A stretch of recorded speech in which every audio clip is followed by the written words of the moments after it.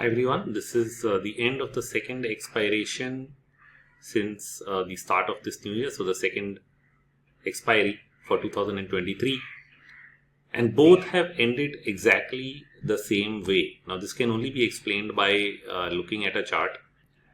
So what you're actually seeing is the Nifty, it's peaked in December, it fell into the end of the month, and then it tried to start bouncing back, and all you saw is an attempt to bounce, then an attempt to fail. It didn't break the previous low, it attempted to bounce again, and almost all of the month was over. And this fall, this 3-day big decline has only occurred around expiry. So this 1 day, 2 day was expiration, third day was 1 day after expiration as the Adani news overflow occurred, and that's it. After that was sort of, it turned positive the next day.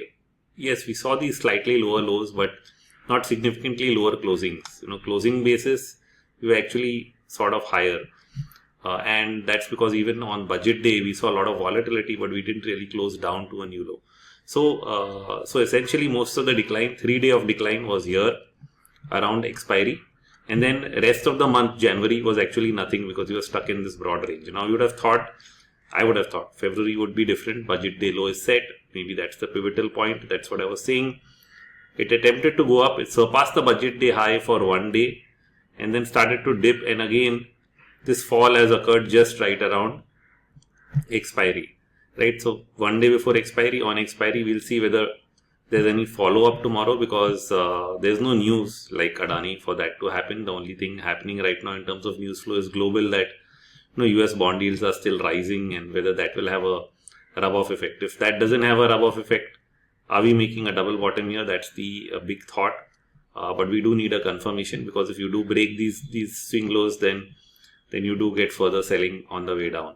So, but the main thing I wanted to highlight is how 2 months have essentially been range-bound months. We haven't had big trends in either direction. Most of the move coming only in the last 2-3 days prior to expiry. So that is the similarity, and that also on the downside, but not really making significant new lows. I mean, you fall to a new low for a day and then you just stop falling. That kind of thing happened the last time, and we're going to see whether the same pattern repeats here as well. Now, I just get the discussion back to why we are watching, US, the whole rate issue all over again. So at one point of time, by the end of December, it looked like, well, inflation is cooling off, going to continue to cool off, and therefore the Fed may pivot, or at least it's not sounding as hawkish as it was before, or the rate hikes are going to slow from 50 to 25 basis points, which happened, and that's why the market rallied. So what is it worrying about now if they're going to stick to 25 basis points? And once inflation does cool off, because even though the most recent data may not be supportive, eventually somewhere in the second half of this year, with base effects kicking in, you're going to see that rate come down to 5% or 4% or 3% at some point of time. And if that is the case, then wouldn't that ease some of the pressure on interest rates? Now, of course, the Fed says, no, we'll keep it there till we are really sure that it's not going to bounce back. And that has always been the big risk, higher for longer. But higher for longer, will it happen with liquidity conditions remaining tight as they promise, or as they've been doing, which is allowing liquidity to come in through the back door through some other means, and therefore overall liquidity still remains sort of at the same place. And then other central banks having divergent views in terms of what actions they take in the face of inflation. Like Europe is raising rates, but it's far, far behind the inflation rate. So, and it's not really willing to tighten very, very hard and very, very fast. And then you have Japan, which is still buying bonds, and China, which is infusing liquidity into its own market. So if you mix of all these things happening, what does it really mean for the market? Is it positive? Is it negative? And I think that's where all the confusion is. And so finally, it brings us down to not really listening to levels, and not really listening to narratives in terms of the macro front, but actually listening to what the market itself is doing. So then we start looking at price levels to determine, okay, if this breaks, then fine, this narrative is playing out. If this breaks, this narrative is, and that's what it's really come down to, unfortunately. So on the Nifty, for example, will we hold the budget day low? And even if we break that, will we hold the monthly moving average, which is sort of just below this at around 17,290 on a closing basis? So are we going to hold that level, not hold that level?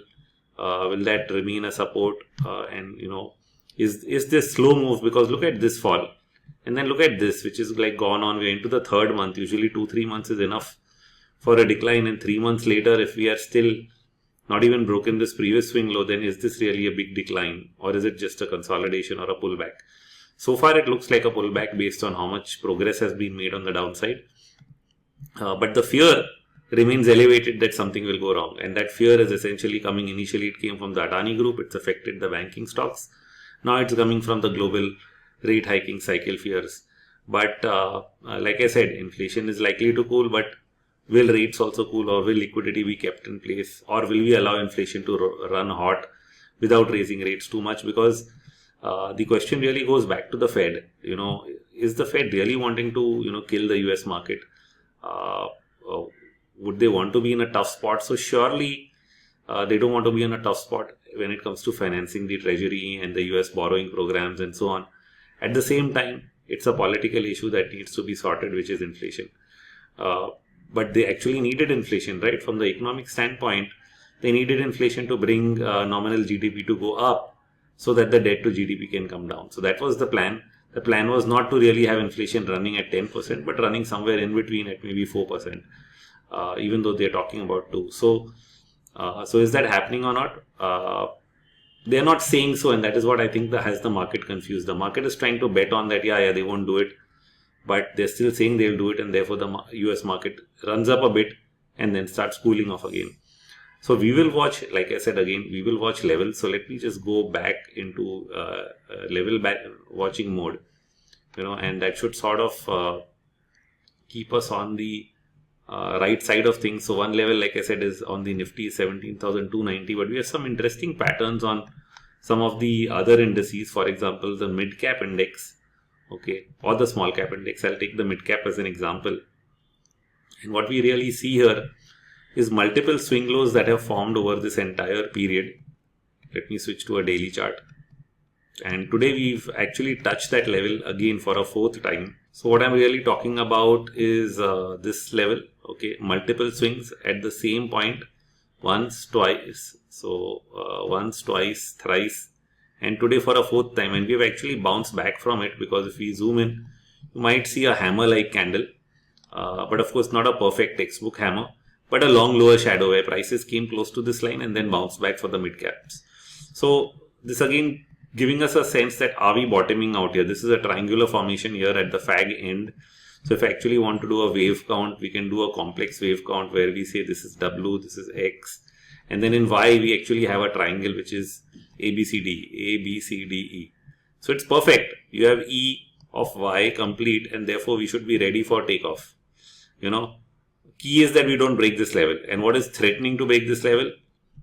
Right now it's global cues, I think, not so much as the domestic factors, which have, I believe, at least for the time being, discounted.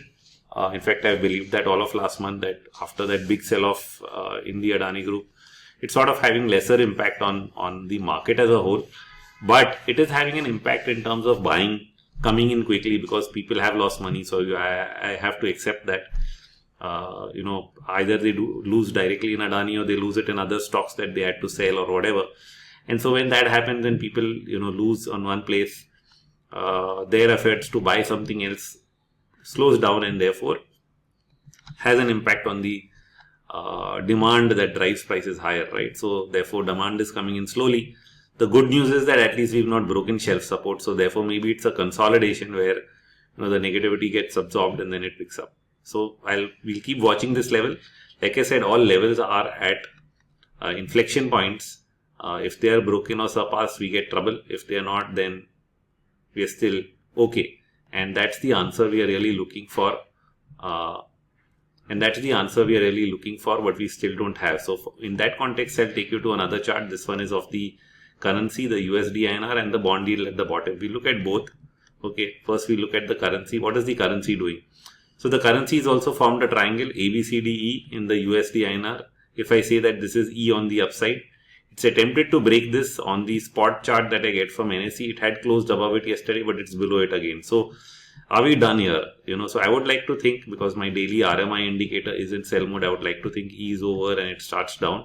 But because we've been at the edge of this level, we've been hitting it again and again, 3rd time today. It looked like, okay, will we cross, will we not cross? And if we cross, then what? So this 83 level had become the contention. 3rd time attempt to cross is failing.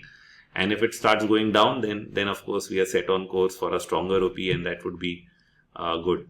So that's one factor. The other factor is bond yields itself. So bond yields also have a triangular pattern, a little longer period of time involved for forming this. Like you see, the rupees triangle starts only from October, whereas the bond yield triangle starts all the way back from June of this year. And from June, you can see that it is actually formed again ABCD, same construct.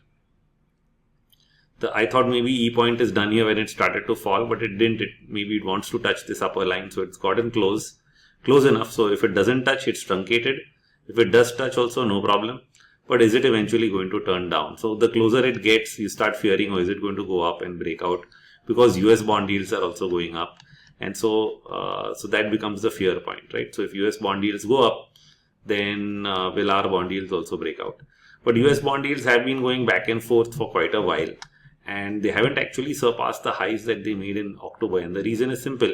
Inflation expectations are that, well, inflation numbers may be outperforming now, but 4 months down the line, they're going to be cooler than where they are. And therefore, even though rates are higher for longer, will bond yields remain here? And if there is a case for recession also, bond yields tend to go down. So one way or the other, at some point of time, the bond yields are going to head lower, is the expectation of most hedge funds. They're all just waiting to time this market. The first sign that the US bond market is turning up, which means yields are turning down, you'll see a flush of money going into the bond market, because a lot of the hedge funds are sitting on sidelines with a bet that at some point of time this is going to happen. So all we are doing right now is fearing this small little advance that the bond yields are making, this advance based on data coming out of the US on employment, on slight outperformance of the CPI data and so on. But it's not at a new high, but it's creating fear. A very similar situation is being seen in the dollar index as well. I've been trying to think what is the best count. I tried marking it as 1, 2 and 1, 2, which means a second impulse, which means a third should start, but that means you shouldn't go past this. If you do go past, then I'll have to consider what some people think is that this entire move is a 1 and you'll get a bigger 2 before you get a 3. Now, I don't know which one is going to be true, but so far the level is that we are still below this wave 2 high, and I would think both cases are open, but we don't have certainty. And because we don't have certainty is where my whole issue is, right? That we're not really getting clarity as to how this is going to end. And that's the same thing with the S&P. The S&P is also at a key level.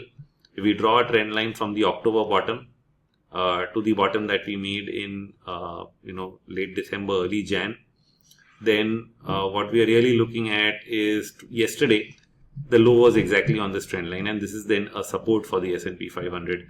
So if this support holds, we are good. If it doesn't, then have we done a 3-wave bounce, and then are we ready to fall again, or we hold this and then we extend to the way higher? So when you're at such an inflection point, the best is to let the market decide, because we might try to have a bias, but it looks like this time we are not able to get a reason for a bias. If we could simply say something as simple as, well, the Fed will not allow the world to fall apart, because that's not what it really wants to do, even though it's talking tough, it just wants to bring down inflation, then it shouldn't be much of a worry. But talking tough to the point where you break everything is where the worry is. And because they are not backing off from that language, we don't know how to take this call. We have to let the market decide. We have to let the market tell us that yes, it's not worried. And so multiple charts at the end of this expiration are at key breakdown levels. We'll see whether those levels hold or don't in the next couple of days as we go into the month end, which is Tuesday. Next Tuesday, I think, is the last day of the month. And we'll get additional clues by that point of time on what is really happening here.